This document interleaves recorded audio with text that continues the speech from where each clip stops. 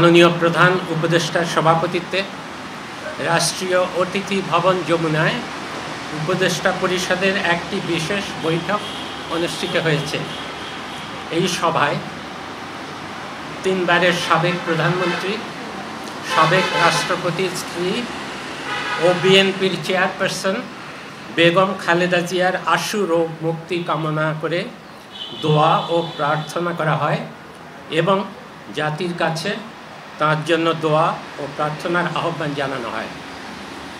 সভায় বেগম খালেদা জিয়ার বর্তমান শারীরিক অবস্থা বিবেচনায় হাসপাতালে তার নির্বিঘ্ন চিকিৎসা, প্রয়োজনে উন্নত চিকিৎসার জন্য বিদেশে নিয়ে যাওয়ার পরিকল্পনা, তার নিরাপত্তা ও যাতায়াতের সুবিধা এবং উচ্চ মর্যাদা বিবেচনায় তাকে রাষ্ট্রের অতি গুরুত্বপূর্ণ ব্যক্তি ভিভিআইপি ঘোষণা করার সিদ্ধান্ত নেওয়া হয়।